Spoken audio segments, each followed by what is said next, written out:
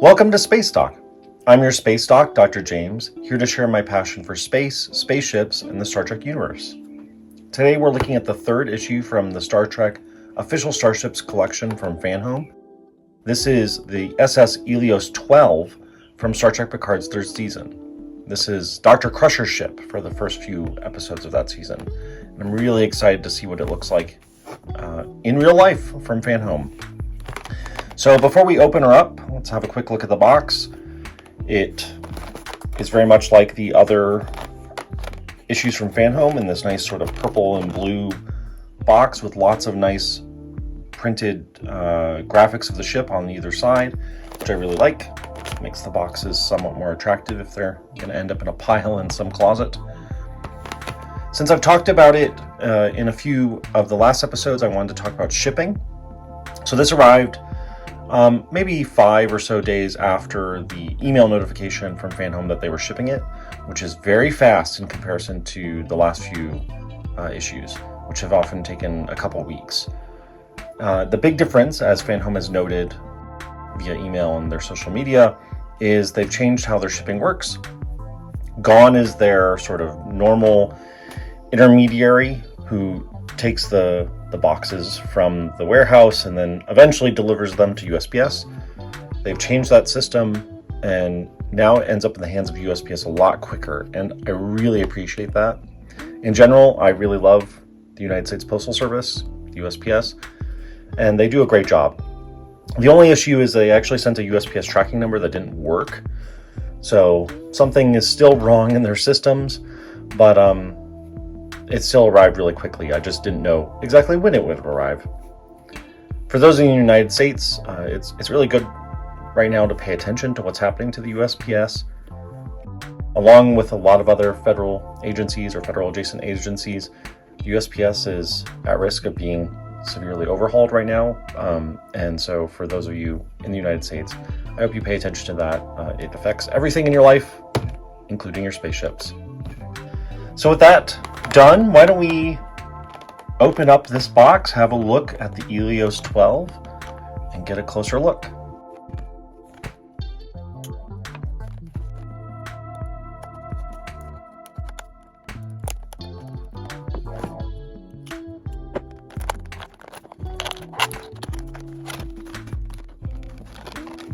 So straight out of the box, we have the magazine, which looks great. I'm going to set it to the side. We'll come back to it in a little bit.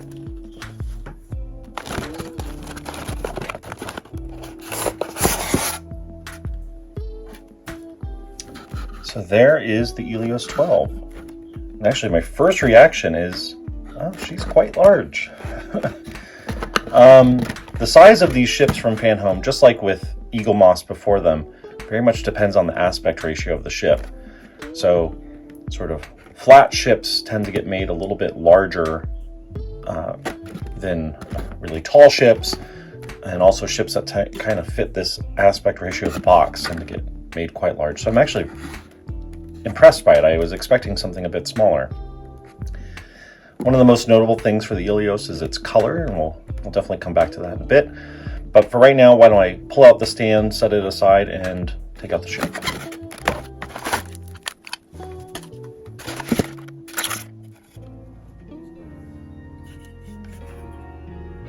And here is the Eleos. Yeah, so at first blush, she looks pretty great. I'm actually... I didn't really know what to expect with this ship. The Eleos gets a good amount of screen time in the first couple of episodes of Picard before it becomes roadkill. Spoiler alert. But it's a very interesting little ship. I'm always interested in these sort of smaller ships. The ships with a crew complement as low as 1 or 2. But it's an interesting size of ship in universe that we don't often get to see in Star Trek. So I'm really excited to see it. And in general, with Eaglemoss, you tended to find that the smaller scale ships had a lot more detail in the model. And so I kind of think that might be the case here. So Why don't we have a look across the ship? We'll start at the top and the front and work our way downward and aft. Let's get nice and close.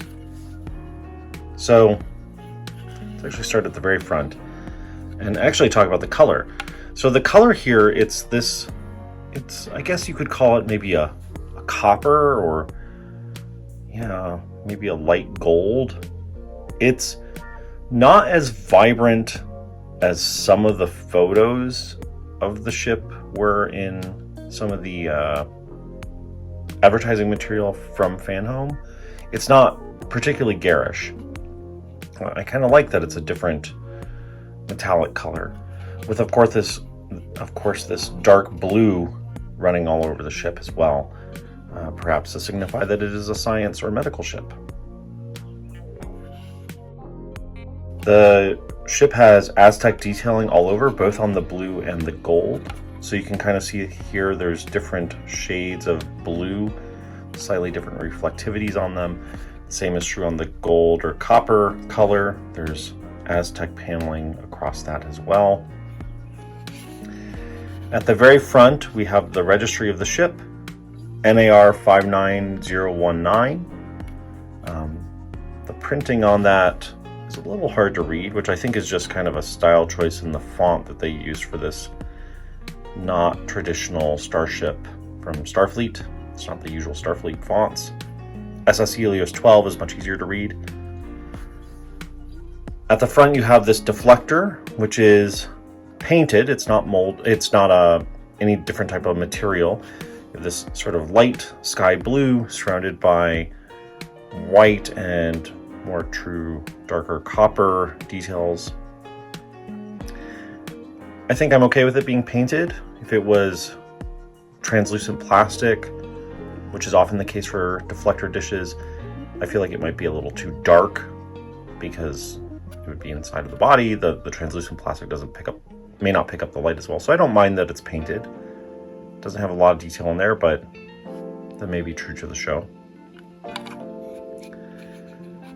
Yeah, I really like this scale and this detail.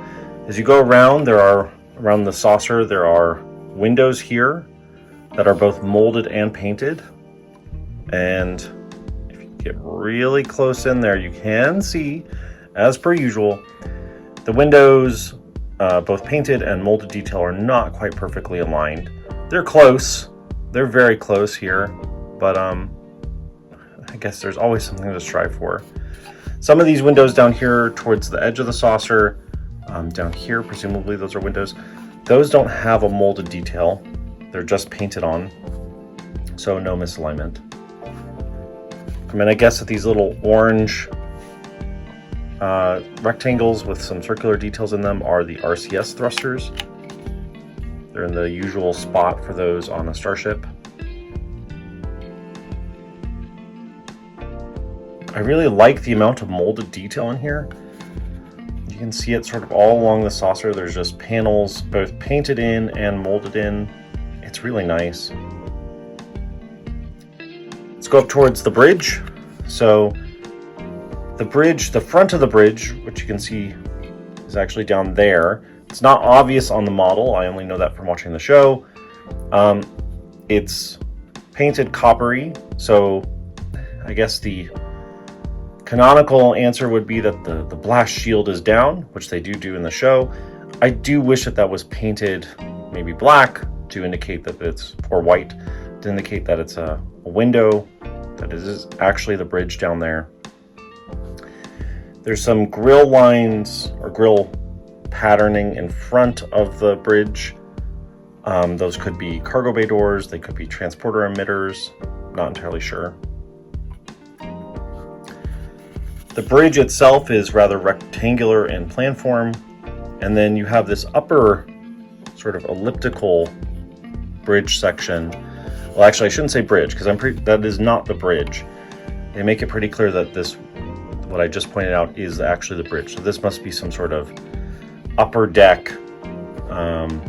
There's windows up there with some black inset. Maybe it's some sort of lounge or meeting room, or who knows. At the very top, there's a light blue, probably a sensor dome. There are molded details, again, that might be reflective of windows around that. A little bit misaligned, but I really like the amount of molded detail in this model. And for clarity, I believe this is plastic. Actually, it's really hard for me to tell where the plastic and the metal is in this.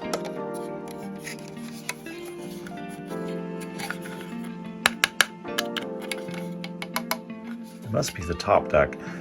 It's not too heavy of a model. I bet there's metal inside of it, but either way, the molded detail is really nice.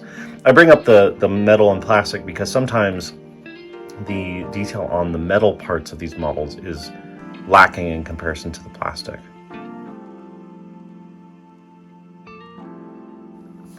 So there's more blue paneling and detail coming off the bridge, sort of radiating off of it.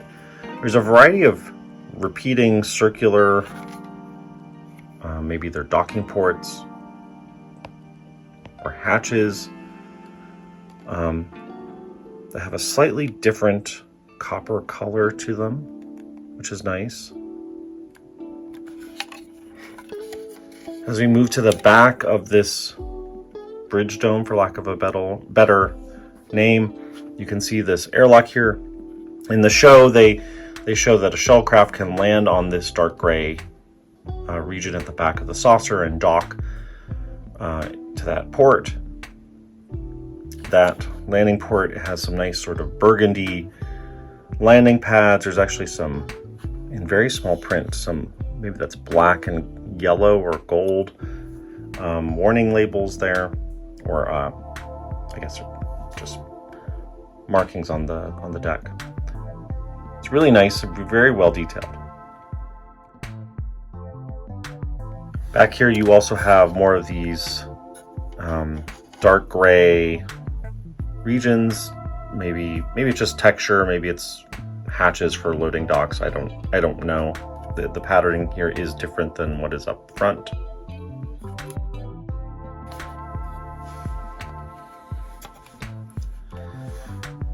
When we move back to the nacelles, so first check, are the nacelles straight? So this is a very flat ship.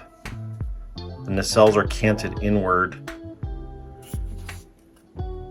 They're definitely parallel from afar, which looks good.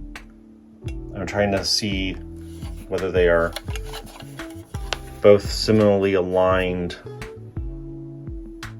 both with my eyes and through the camera lens. And you know what? I think these nacelles, they look pretty darn spot on. Maybe I'm trying my best here. It's really hard to tell if there's any misalignment. So I think they did a great job. It's no Farragut. Some of you may recall when I reviewed the Farragut, the nacelles there were not particularly well aligned. I still haven't broken them off and tried to redo them myself. But here the nacelles are really good. So they have a translucent plastic in the front for the Bussard collector, translucent blue back here for the warp grills, and also translucent blue at the back of the nacelles.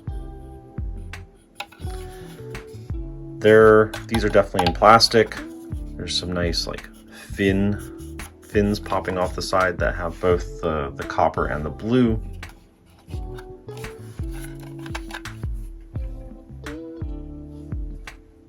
Yeah, they look really nice. Again, I think the real star here is the molded detail is really sharp. Actually, it's the molded detail and the painting. I'm actually very surprised how much I like the quality of this model. Maybe it's because we didn't see all that much of this ship, so my expectations aren't terribly high, but it's great. So back here we have sort of a bar connecting the two ends of the nacelles. I don't know if I can call it a roll bar because it's not above the saucer like it would be on the Reliant, but very Reliant-like or an XO1-like with a pod in the middle here. If I recall, one of Vadic's ships end up docking to that pod, and the individuals on board somehow break into the ship. This roll bar is very thin. I don't know how they would get from that pod to the rest of the ship, but maybe there are canon reasons for why Vadic's crew in particular might be able to do that. Again, lots of really nice painted and molded detail back here. Lots of 2 shades of blue, 2 shades of this copper, some black detail, some dark gray detail. It looks really nice. Actually, you can see here the light sort of casting through the nacelles. That light blue light. It's actually from going through the nacelles. That's really nice. Yeah, so she looks really good. This is not a Federation ship, so there are some things that, even though it looks vaguely Federation-like, some sort of classic Federation things are absent. So you don't see the bright yellow or gold transporter emitters. You don't see any obvious phaser arrays. You don't see a lot of registry markings or labels for the United Federation of Planets around, but it feels like an Earth ship.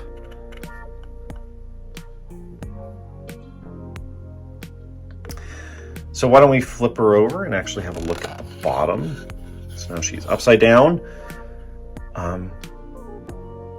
Lots of blue down here. So yeah, let's see. Let's actually start methodical. Start towards the front of the saucer. There's actually round windows, I'm gonna guess, down here, sort of in this indent around the rim of the saucer. It's interesting that they're so round on the bottom of the ship compared to those on the top, which are more, you know, slot-like, linear or rectangular.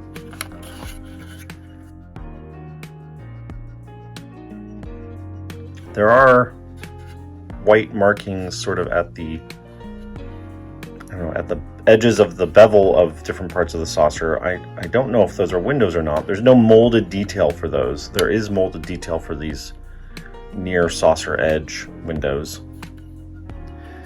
Can't help but think that those sort of ellipsoidal shapes are they almost look a little haphazard because there's no molded detail for them.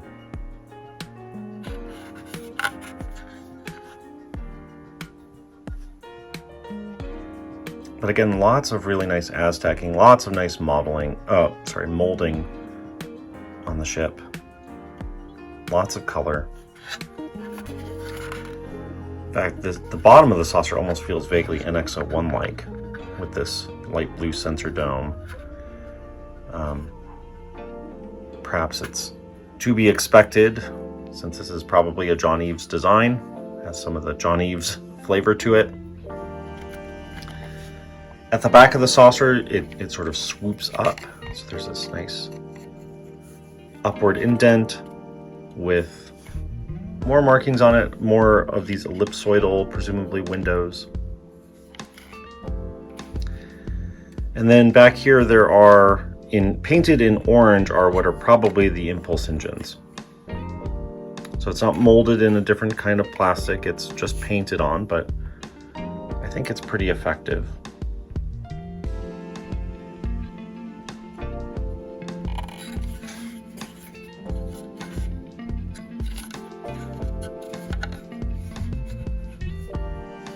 The bottom of the pylons and this sort of bridge between the nacelles looks nice.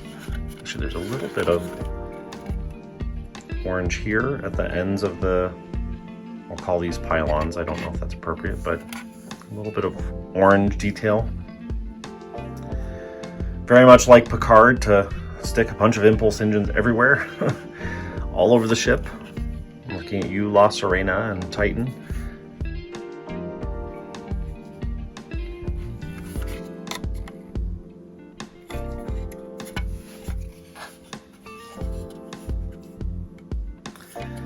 So yeah, this is a beautiful little ship. I don't think I have any real complaints about this. I think, yeah, the highlights here are definitely all the molded and painted detail is just really sharp. Sure, there are a couple misalignments in windows, but the windows themselves are quite large, so the alignment is very close. It's really not that noticeable. So, for example, over here, these are actually pretty well aligned. Maybe if you go back here, there's a couple issues, but this is really good. I'm very pleased with the quality of this. And as I said, I'm a sucker for these sort of small or medium-sized Starfleet vessels. We just don't get that many of them. I'm struggling to identify anything wrong with it. She looks pretty good. Have a nice little side view here. No, I'm just, you're catching me in real time, just kind of ogling the ship. It's really quite beautiful. Yeah, so I think the only like really minor things is I wish that the printing on the registry was a little bit crisper. It's kind of hard to read exactly what those numbers are, and maybe if they had painted the bridge window black, or probably black, not white, just to make it clear that that's the bridge. Otherwise, the ship kind of looks like it has multiple bridges. Like you could imagine this sort of ellipsoidal region could also have been the bridge, but it's not.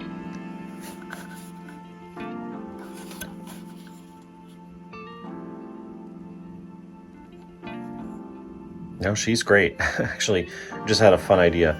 It'd be fun if they had put the little shuttlecraft from the Titan docked to the back of the saucer. I know that's a lot of little things to add, but part of the reason I think that they could have done it is actually have the dropship from Alien Covenant had the little xenomorph stuck on the side. Why not add a little shuttlecraft right there? But no, this is beautiful. Why don't I grab the stand and see how she does on the stand, and then we'll pull out a ship to compare in terms of size and detail.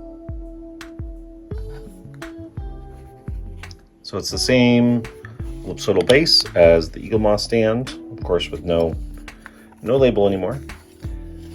The clear translucent holder pops in. Actually, it's not sticking particularly well.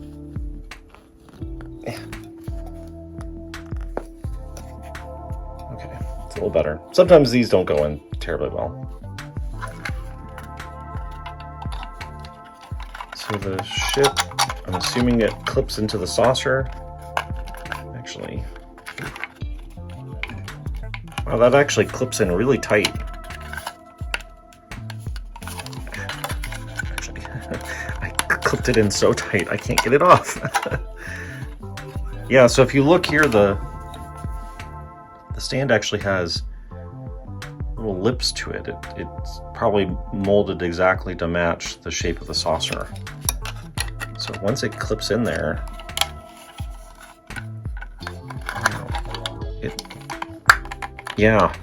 once it clips in, it is clipped in. This thing is not going anywhere. So you can see those little indents I pointed out actually clip over this blue molded detail. So it is really locked in there. The ship itself has a little bit of an upward rake when it's in the stand, which is good. So yeah, probably one of the most secure stands they've ever made. I'm not going to have this worried about this ship falling out of the stand. In fact, it'll be kind of annoying to remove it from the stand, but probably better this way than the opposite. So here she is in the stand and sitting on a level surface.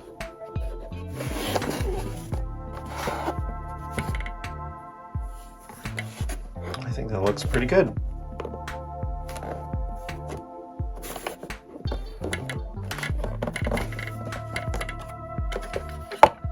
Yeah, no complaints here. Stand is very good. So as a size comparison, I pulled out 2 ships from my collection. First is I assume that many people who will be looking at this have already started or are interested in starting the Fanhome collection, of which the USS Titan is the first model. So I thought it'd be helpful to show these two next to each other. Titan, great model. It's grown on me because I've had the model. But here you can see a sense of scale, and actually can feel kind of how beefy the Eleos is compared to the Titan. It is wider than the Titan. It's not quite as long as the Titan. So we can put them, at least the saucers, kind of next to each other. The Titan is longer by maybe another inch or so. The 2 ships are actually, if I can arrange this view, pretty similar in depth. Maybe the Titan's a little bit taller, but yeah. This color, this coppery blue, I really like it. It makes this model pop a lot more than the Titan in this more muted gray color palette. Even though the molding and the paint on here is not bad, I think just stylistically, I think the Eleos looks cooler. So yeah, maybe I'll put these nose to nose, and you can see the Eleos saucer in terms of physical dimension is ever so slightly wider. So this feels nice and big. In reality, this model, the ship rather, is absolutely tiny compared to the Titan. Of course, meets its end by running into the Titan. Spoilers. I'm going to put the Titan aside and then pull out an older Eaglemoss model to actually compare this with now. So, as I said, I really like this sort of small to medium-sized ship, like the Eleos. And so the other ship that I pulled out to compare it to is another sort of small or medium-sized ship, and actually pretty similar in platform. And that's the USS Franklin from Star Trek Beyond. So this ship from Star Trek Beyond is actually one of my favorites. I love Star Trek Beyond, and I love the design of the Franklin. I think it does a great job fitting sort of in between the NX class and the things that followed. It ties in nicely to the Kelvin timeline. But it's a small ship. You can see the bridge right there. There's a bridge window here painted in white on the Franklin. You can get really, these are probably pretty similar in scale. I'll have to do the math later to see how close in scale these two ships are. Both dual nacelled ships with ships that are relatively flat. So there's a lot of similarities, and in fact the two models are pretty comparable in scale. So I just compared them to the Titan. The saucer on the Franklin and the Eleos are almost the same diameter on the model. The Franklin is also similarly almost the same length. Maybe it's a hair longer. And even in terms of their height, I mean, the Franklin has these big chunky nacelles, so it does feel bigger.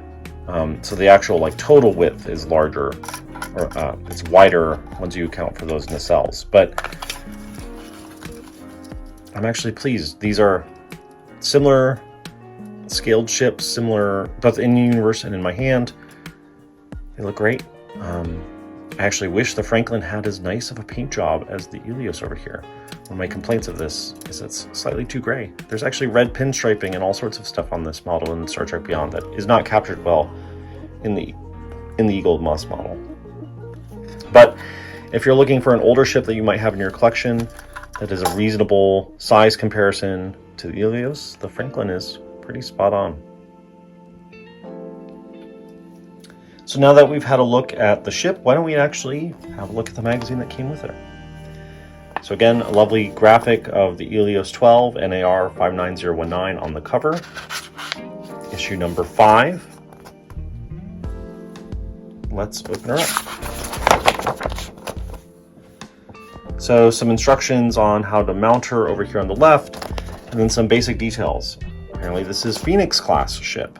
Length 119 meters, Captain Beverly Crusher, affiliation Mariposa, that's the medical organization that's introduced primarily in Star Trek Picard Season 2. It's a nice carryover. They hadn't completely forgotten about Season 2 by the time they got to Season 3. Propulsion, impulse, and warp. No details about any weapons here. Maybe it's completely unarmed.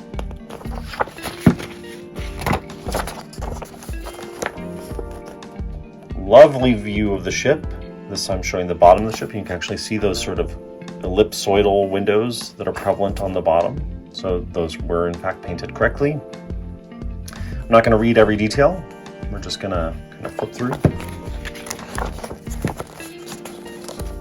Again, some beautiful orthographic views, really highlighting how beautiful this ship is.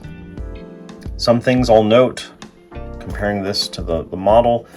The deflector, you can kind of see it in the printed model here, printed rendition here, has a little bit more texture than the flat blue of the model. So, sorry. Probably hard to tell, but there's actually 2 levels of blue in the print. So these orthographic views are lovely.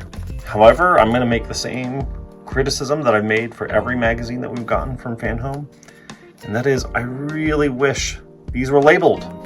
I want to see the different components of the ship, like impulse engines, warp nacelles, deflector dish, bridge. I want to see them all labeled. I know that the production team goes through a lot of effort to design these ships and come up with in-universe explanations for different things. And it's a shame it's not captured here in these magazines. I really remember fondly looking back at, say, the technical manuals from Next Generation and Deep Space Nine and as a kid, and really liking that. And it's one of the things that probably got me interested in science early on, in addition to the shows, seeing all that technical detail. So going forward, I would really love if they added that, especially when they have already developed some of that for the in-universe use. We have a section about designing the Eleos. I'll be excited to read this going forward. As predicted, this is John Eves' design. You can see a lot of the hallmarks of John Eves in the ship. And I think it looks great. Actually, there's a lot of printed detail visible in this graphic that are not on the ship. Presumably they're not on the actual ship either, like the actual ship in universe from the episodes, but like things like the Mariposa logo, little labels of ship name all over the ship. I kind of wish that they kept that. Navigational lights, actually. There are no, I'm flipping back and forth, no navigational lights on the actual ship. Actually,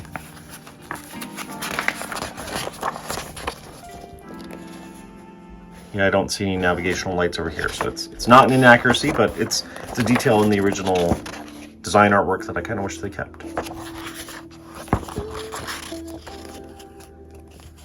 So lots of production art. I always love concept art for different ships. It's always fun. As someone who both thinks about science and technology, but also art.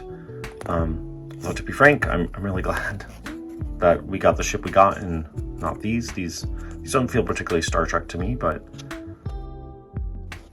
I love seeing them. I love seeing the evolution of these designs.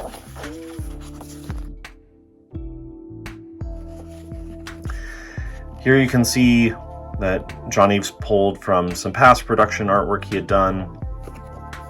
So things like this is actually referencing a proposed ship for the 2009 Star Trek movie. Love recycling unused concept art.